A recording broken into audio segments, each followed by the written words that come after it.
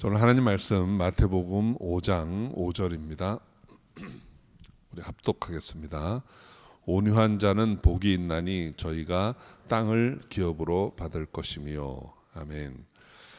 이거 한 절씩 계속 암송하면 좋을 것 같습니다. 한번 다 외우셨죠? 온유한 자는 복이 있나니 저희가 땅을 기업으로 받을 것이며.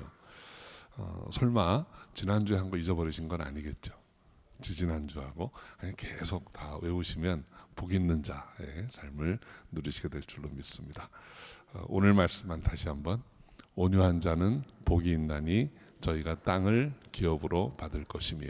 아멘. 기도하겠습니다. 주님 감사합니다.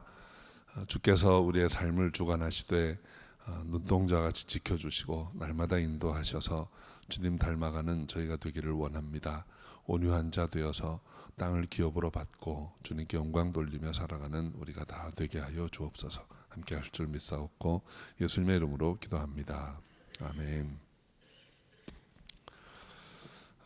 저와 여러분이 다 복 있는 사람 되기를 기원합니다.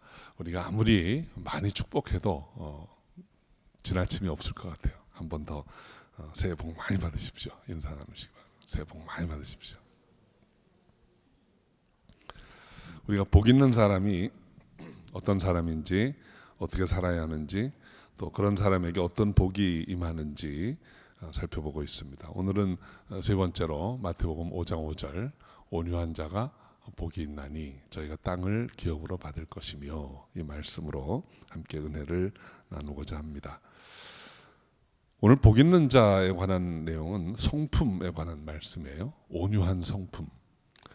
일반적으로 온유함이라고 하면 좀 착하고 성질없고 순종 잘하는 그런 성품이라고 생각을 합니다. 그런 의미의 온유한 자라고 하면, 만약에 여러분 자녀가 이러한 온유한 성품을 가진 자녀라면 대체로 아마 부모의 마음이 두 가지일 거예요. 하나는 얘가 이래가지고 험한 세상을 어떻게 살아갈까, 그래서 좀 운동도 시키고 웅변학원도 보내고 좀 적극적이고 이기는 그런 성품의 아이로 변화되기를 원할 것입니다.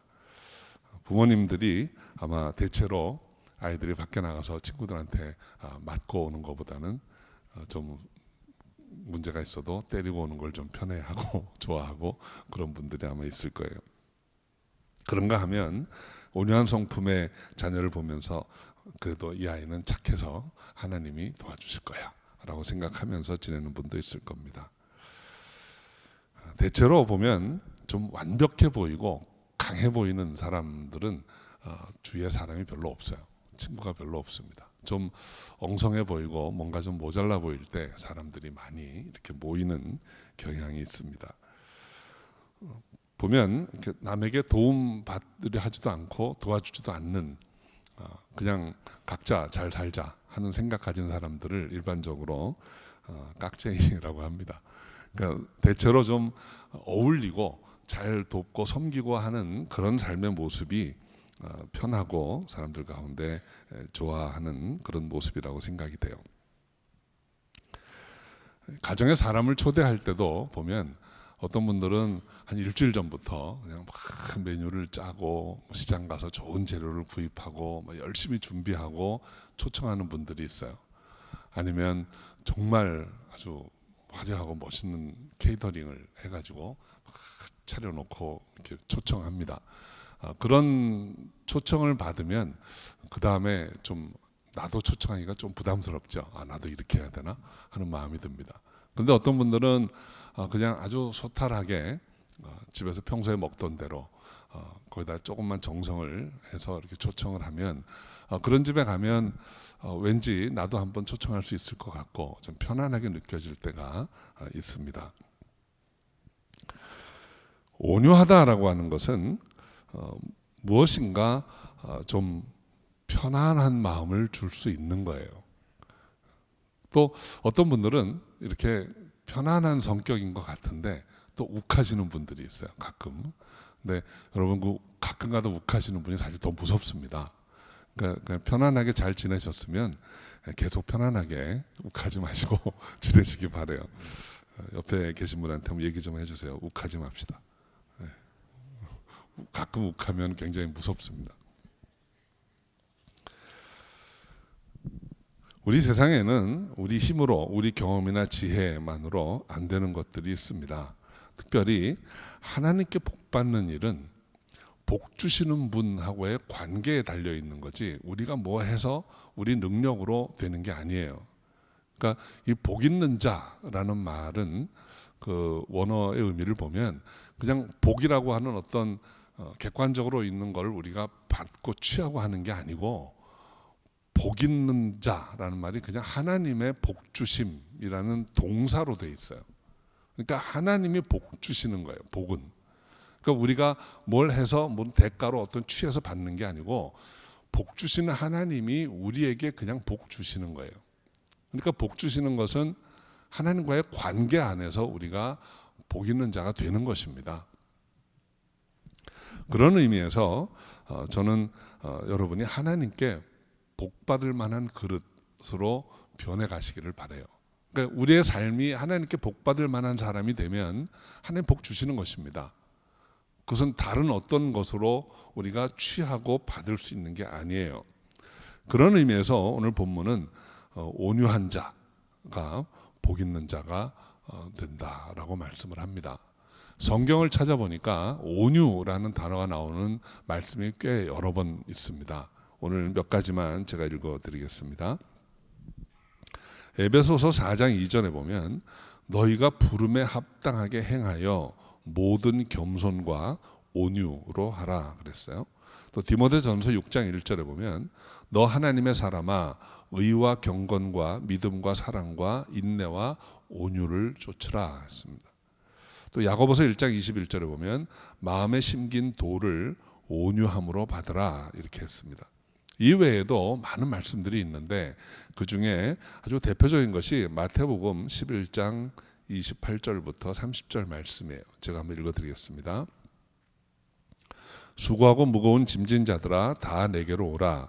내가 너희를 쉬게 하리라. 나는 마음이 온유하고 겸손하니 나의 멍에를 메고 나에게 배우라. 그리하면 너희 마음이 쉼을 얻으리니 이는 내 멍에는 쉽고 내 짐은 가벼움이라. 예수님께서 자신이 온유하신 분이라고 했습니다. 그리고 예수님은 제자들에게 나를 따르라, 나를 쫓으라 이렇게 말씀하세요. 그러니까 우리 그리스도의 제자된 우리가 예수님을 쫓는다고 하는 것, 그것의 아주 중요한 의미 중에 하나는 주님처럼 온유해지는 것입니다. 그런데 오늘 이 마태복음 11장 28절부터 30절 사이에 온유함에 대해서 주님이 말씀하셨는데, 그렇다면 이 주님 말씀하신 이 온유함이라고 하는 것이 어떤 것인가 하는 것을 생각해 보려고 합니다. 첫째로 온유함은 충성되는 것입니다. 하나님께 충성하는 자입니다. 예수님은 전적으로 하나님께 충성하신 분이에요. 이 온유하다라고 번역된 그 헬라어 원어는 프라우스라는 단어입니다. 근데 프라우스라는 단어의 사전적인 의미는 잘 길들여져 있는 온순한 그런 뜻이에요. 그러니까 온유함이라고 하는 개념의 첫 번째 의미는 길들여져 있다라고 하는 것이라고 생각할 수 있습니다. 야생동물 일반적으로 길들여지지 않습니다. 그런데 우리가 일반적으로 가축의 분류에 속하는 양 같은 동물도 길들여지지 않은 동물들이 있어요. 거칩니다. 아주 거칠고 주인 말을 안 듣습니다. 이런 것은 온유한 게 아니에요. 사나운 사자라도 온유할 수가 있습니다. 제가 오래전에 한 영상을 봤는데 사자가 아주 새끼 때 태어난 사자가 어미 사자가 이제 죽어버린 거예요. 그래가지고 어떤 사람이 그 새끼 사자를 데려다가 키웠어요. 집에서 우유를 먹여주고 잘 돌봐주고, 그러다가 어느 정도 이제 성숙한 사자가 되어서 이제 야생으로 돌려 보냈습니다. 근데 한 몇 년이 지난 다음에 그 사자가 보고 싶고 궁금해가지고 그 이제 사파리로 온 거예요, 주인이. 그래서 거기 서 있습니다. 사자를 보냈던 곳에. 근데 한참 시간이 지난 다음에 사자가 나타난 거예요. 집채만한 사자가 나타났는데 그 사람을 보더니 막 뛰어와요. 막 점프해가지고 탁 잡았어요. 이 사람이 좀 무서웠나 봐요. 근데도 피하지 않고 있는데 사자가 딱 앉더니 막 얼마나 좋아하는지 몰라요. 그러니까 몇 년이 지났는데도. 그러니까 그 한 주인을 알아보는 거죠. 그 한 사람에게 길들여져 있는 거. 그런 사자는 발견할 수 있는 성품이 바로 온유함입니다. 거기에서 온유함을 볼 수 있는 것입니다. 온유한 사람은 하나님 한 분에 길들여져 있는 사람이에요. 다른 가르침, 거짓 가르침 쫓지 않고 하나님만 쫓고 따르는 사람이 바로 온유한 사람일 수 있는 것입니다. 두 번째로 이 온유한 사람은 능력이 있는 사람입니다. 그 마태복음 11장 28절 30절 말씀에 예수께서 수고하고 무거운 짐지자들아 다 내게로 오라. 내가 너희를 쉬게 하리라. 그러면서 나는 마음이 온유하고 겸손하니 내게서 배우라. 그리고 이어지는 말씀이 내 멍에는 쉽고 내 짐은 가벼움이라. 그러니까 이 마태복음 11장 말씀에서 떠올릴 수 있는 이미지는 황소예요. 멍에를 메고 짐을 질 수 있는 황소예요. 근데 온유하다 이렇게 말씀을 한 것입니다. 그러니까 이 온유한 사람에게서 발견할 수 있는 두 번째 특징은 능력이 있는 거예요. 힘이 있는 거예요. 그러니까 여러분 힘이 있는 사람은 남의 짐을 들어줄 수 있는 사람입니다. 그러니까 온유하면서 힘이 있는 사람이 남의 짐을 들어줄 수 있어요. 로마서 15장 1절에 보면 우리 강한 자가 마땅히 연약한 자의 약점을 감당하고 그랬습니다. 강한 자는 힘이 있고 능력이 있습니다. 이 동물의 세계를 보면 아주 중요한 그 깨달음을 한 가지 본 게 있는데 강하고 힘이 있는 동물들은 독이 없습니다. 그러니까 주로 독을 가지고 있는 동물이 어떤 동물들일까요? 진해, 전갈, 거미, 뱀 이런 것들이에요. 그러니까 힘이 없는 동물들이에요. 그냥 같이 싸워가지고는 도저히 해볼 수 없는 그런 동물들이 독을 가지고 있어요. 근데 이 독이라고 하는 것이 상대에게도 치명적이지만 자신에게도 그다지 유익한 것이 아닙니다. 독이 있다라고 하는 것은 그래서 열등하다는 것의 증거예요. 그러니까 저는 여러분이 독이 있는 사람이 아니고 힘이 있는 사람이 되시기를 바랍니다. 우리가 살아가면서 두 가지로 우리를 발전시켜 갈 수 있어요. 독을 키울 수도 있고 힘을 키울 수, 실력을 키울 수도 있습니다. 저는 여러분이 실력을 키우는 하나님의 사람이 되시기를 바랍니다. 근데 여러분 우리도 모르는 사이에 독을 키울 수 있어요. 어떻게 하면 독을 키웁니까? 마음속에 원망하는 마음, 누군가를 미워하는 마음, 이런 것이 계속 묵상이 되고 품어지게 되면 이 독을 키우는 거예요. 우리 독하다고 하는 사람들 있잖아요. 독하다고 하는 사람들 보면 대개 이런 상처와 아픔이 있는 사람들입니다. 여러분 독은 키우지 않는 것이 유익합니다. 모세라고 하는 인물, 민수기 12장에 보면 모세는 온유함이 지면의 모든 사람보다 승하더라 했습니다. 모세가 어떤 사람입니까? 모세가 아주 젖먹이 때부터 바로의 궁에서 자랐어요. 40이 될 때까지 바로의 궁에서 자라면서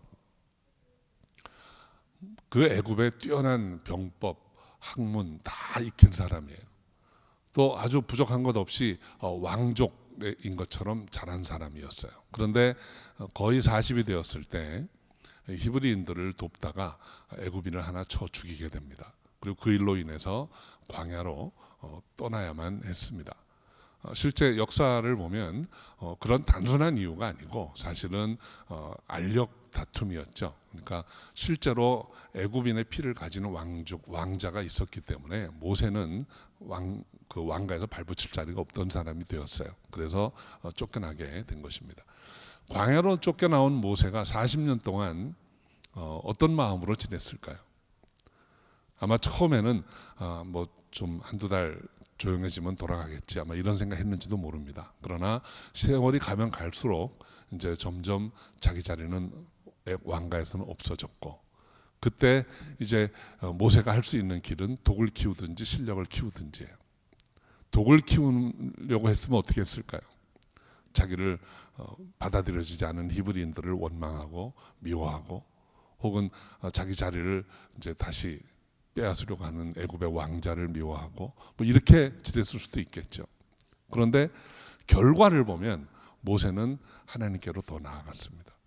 그 외로운 40년 동안을 목양을 하면서 하나님께 더 가까이 나아갔습니다. 그래서 나온 결론이 오늘 이 민수기 12장 1절 3절 말씀이에요. 모세의 온유함이 세상에 지면에 있는 어떤 것보다 승하였더라. 그래서 하나님이 쓰실 만한 자로 바뀌어진 거예요. 그래서 하나님이 모세에게 이제 가서 내 백성을 이끌어내라 하는 아주 위대한 그 사명을 맡길 수 있었던 것입니다. 저는 저와 여러분이 온유한 하나님의 사람 되시기를 바랍니다. 그리고 그 온유한 자로서 실력을 키우는 그런 저 여러분 되시기를 바라요. 세 번째로 온유한 사람은 그리고 감정을 다스릴 줄 아는 사람입니다. 온유한 사람이 무조건 가만히 있는 게 아닙니다. 분별을 하고 다 알지만 그 화를 내고 분을 바라는 것이 아니고 분별을 하고 가라앉힐 줄 아는 사람이에요. 여러분, 자동차는 정말 좋은 차는 힘도 있고 빨리 달릴 수 있잖아요. 그런데 그 좋은 차는 브레이크가 좋은 차입니다. 아무리 빨리 달릴 수 있는 힘이 있어도 브레이크가 제대로 듣지 않으면 그 차는 그냥 살인 병기일 뿐입니다. 우리의 마음도 온유하다고 하는 것은 앞에 말씀드린 두 가지 성품이 있는 거예요. 하나님께만 길들여지고 순종하는 사람, 또 실력이 있는 사람. 그러나 이 실력을 함부로 쓰지 않는 사람입니다. 하나님의 뜻을 쫓아서 잘 절제하고 사용할 수 있는 사람이에요. 그래서 여러분, 온유한 사람은 분한 일을 당해도 분노하지 않습니다. 좀 애매한 어려운 일을 당해도 화를 내고 막 노를 바라는 사람이 아닙니다. 온유한 사람은 신사적입니다. 겸손합니다. 그리고 교만하지 않습니다. 저는 그렇게 온유한 저 여러분이 다 되시기를 바랍니다. 그런데 이 온유함이라고 하는 것이 태어날 때부터 그렇게 온유한 사람이 있을까요? 갈라디아서 2장, 5장 22절 23절에 보면 그 성령의 열매를 이야기하는데 그 열매 9가지 열매를 이야기하는데 그 중에 하나가 온유함이에요. 그러니까 여러분, 성령의 열매 하면 성령이 임하시면 바로 내가 온유해지는가? 저는 그렇게 생각하지 않습니다. 열매라고 하는 말에서 우리에게 주는 교훈은, 여러분, 열매가 어떻게 생깁니까? 땅에서 원액을 빨아들이고 광합성을 하고 그렇게 계절을 지나면서 맺혀지는 게 열매예요. 온유함이라고 하는 것은 우리 그리스도인의 삶에서 차츰차츰 맺혀져 가는 열매라는 것입니다. 온유한 사람이 되기 위해서 우리가 해야 할 일이 있다는 거예요. 그러면 우리가 하나님께 복받을 만한 온유한 사람이 되기 위해서 어떻게 해야 할까요? 첫째는 그리스도를 묵상해야 합니다. 우리가 무엇을 날마다 묵상하느냐에 따라서 우리의 삶의 모습이 달라지게 되어 있습니다. 날마다 그리스도를 묵상하는 저와 여러분 되시기를 바라요. 그리스도를 묵상하면 그리스도를 닮아갑니다. 특별히 여러분, 잠자리에 드시기 전에 꼭 그리스도를 묵상하시고 주님께 감사하는 시간을 가지시고 그리고 잠자리에 드시기 바랍니다. 근데 하루를 끝내는데 내가 무엇을 생각하고 무엇을 묵상하면서 잠자리에 드느냐는 그 다음 날의 삶에 지대한 영향을 끼치게 돼 있습니다. 잠자리에 드시기 전에 뭐 드라마를 보신다거나 뭐 이러면서 주무시지 마시고 주무시기 전에는 꼭 그리스도를 묵상하시기 바래요. 그 전에 옛날에 어떤 분이 주무시기 전에 그렇게 드라마를 많이 묵상하셨나 봐요. 이튿날 대표기도인데 올라와 가지고 주님 황공무지로소이다 그랬다는 거예요. 이게 계속 묵상하면 그 말이 나오게 돼 있습니다. 그러니까 여러분, 오직 예수님만 묵상하시고 그리스도의 말씀을 닮아가시고 그리스도의 행실을 따라갈 수 있는 저 여러분 되시기를 바랍니다. 두 번째는 비교하지 않으셔야 됩니다. 여러분, 우리가 다른 사람과 자꾸 비교하면 열등감을 찾게 돼 있어요. 다른 사람과 비교해서 우월감을 가질 수 있는 사람은 그리 많지 않습니다. 대부분 비교하면 나보다 더 나은 것, 더 많은 걸 보게 되고, 그리고 나는 왜 이렇지 하는 생각을 하게 돼 있습니다. 그러면 잔잔했던 마음에 풍파가 일어나기 시작합니다. 그러니까 자꾸 원망하는 마음이 나오게 돼요. 그러면 우리가 온유함으로 가기에는 자꾸 장애가 되는 것입니다. 여러분, 비교하는 거 좋지 않습니다. 하나님은 우리 한 사람 한 사람을 다 절대평가하세요. 여러분, 천국 가면 하나님이 너는 몇 등, 너는 몇 등 이렇게 줄 세우실까요? 저는 그렇게 생각하지 않습니다. 우리 한 사람 한 사람 다 하나님이 기쁘게 받아주실 거예요. 여러분, 예수님이 십자가에 달려 돌아가시고 우리는 그 보혈의 공로로 구원받았습니다. 그런데 예수님 어떤 사람은 위에서 피를 5방울 흘려주시고 어떤 사람은 1방울 뭐 이렇게 하셨을까요? 아닙니다. 우리 한 영혼 한 영혼을 위해서 그분은 자신의 생명을 다 주신 거예요. 그만큼 우리는 존귀한 자들입니다. 그러니까 여러분, 옆에 하고 비교하실 필요가 전혀 없어요.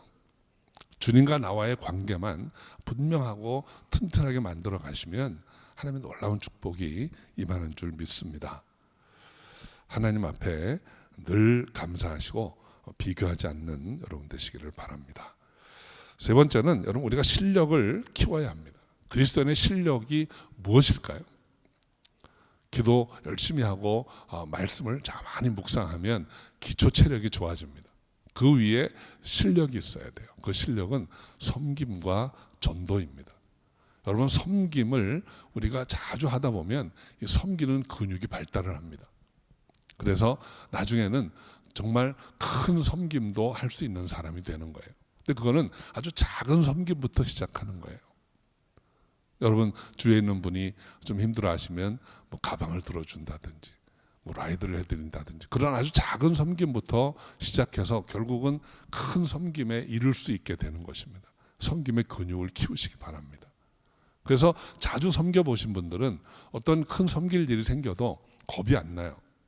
그거 뭐 하면 되지 뭐 이렇게 되는데, 한 번도 안 해보고 맨날 도상훈련만 해보신 분, 그러니까 도상훈련이라는 게 머릿속으로만 섬기면 되지, 섬길 때가 되면 되지, 그러다가 아주 작은 일 하나에도 그냥 힘들어하고 어떻게 저렇게 하지 하고 남이 섬기는 것도 힘들어하고 못 보는 거예요. 섬김의 근육을 여러분 키우시기 바랍니다. 그게 실력입니다. 또 전도를 자꾸 하셔야 돼요. 복음을 전하고 예수 그리스도를 증거하고 이렇게 해야 하나님이 그 기뻐하시고 힘을 주세요.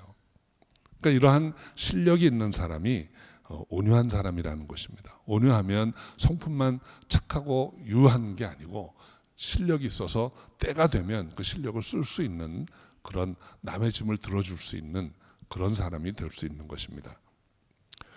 네 번째는 독을 품지 않아야 하는데, 그러려면 원수 갚는 것을 포기해야 됩니다. 여러분, 살아가시면서 원수 한두 명 다 있으실 거예요.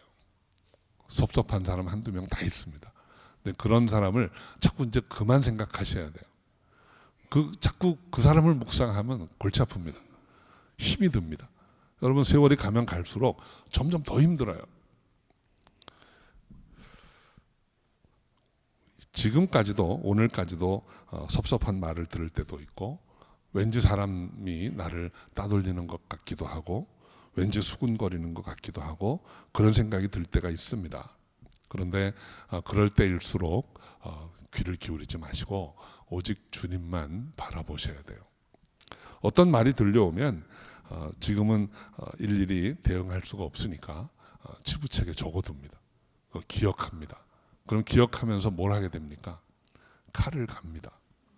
언젠가 기회가 되면 내가 한번 갚아줄 거야. 이런 마음을 가지고 살게 되면 온유해지는 거하고는 정 다른 길로 가게 되는 거예요. 다소 손해보고 좀 억울해도 손해보는 길로 가시면 마음의 평강이 있습니다. 그리고 온유함으로 나아갈 수 있는 길이 되는 것입니다. 옆에 있는 분에게 한 번만 더 말해주세요. 칼 갈지 맙시다.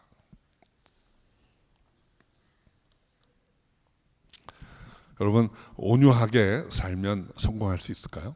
이 세상을 그런 식으로 살아서 성공할 수 있을까요? 보통은 온유하게 살면 사람들에게 무시당하고 짓밟힐 것이라고 짐작을 합니다. 혹은 이 거친 세상에서 패배자가 되지 않을까 하는 생각을 합니다.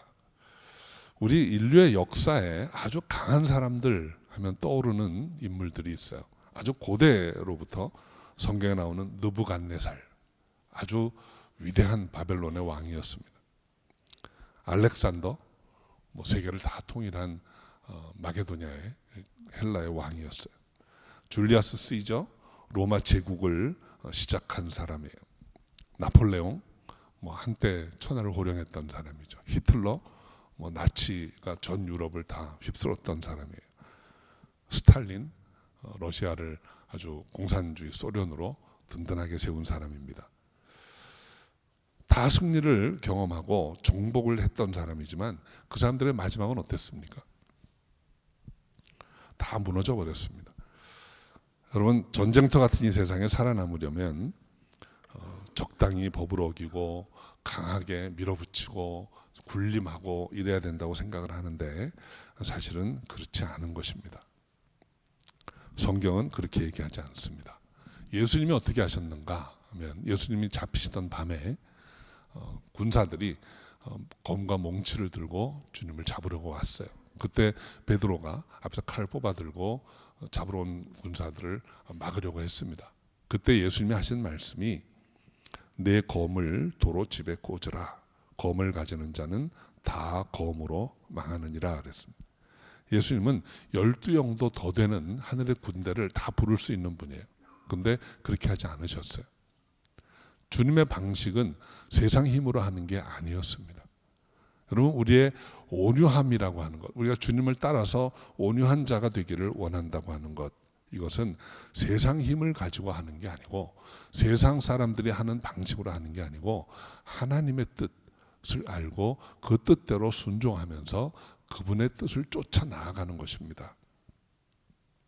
예수님은 온유한 자가 땅을 기업으로 받게 될 것이라고 약속하셨습니다. 여기서 온유한 자, 땅을 기업으로 받을 수 있는 사람, 주님이 땅을 맡길 만한 사람은 땅을 관리할 수 있는 실력이 있어야 돼요. 그리고 하나님의 뜻을 쫓아서 그것을 관리할 수 있는 하나님께만 순종하는 사람이어야 합니다.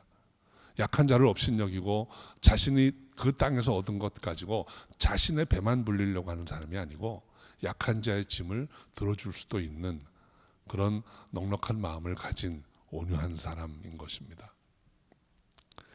그런 의미의 온유한 사람, 그래서 복받는 여러분 되시기 바랍니다. 첫사람 아담은 육신의 정욕과 안목의 정욕과 이생의 자랑을 쫓았어요. 그래서 사탄의 유혹에 넘어가서 하나님이 주시마 약속하신 땅을 기업으로 받지 못했습니다. 그런데 예수님께서 그 땅을 다시 우리에게 되돌리시려고 합니다. 그런데 오늘 말씀하세요. 온유한 자가 땅을 기업으로 받을 것이다. 우리가 주님의 뜻을 쫓아서 온유한 사람이 되어서 땅을 기업으로 받게 되는 것, 이것이 하나님이 우리를 회복시키는 또 하나의 아름다운 모습입니다.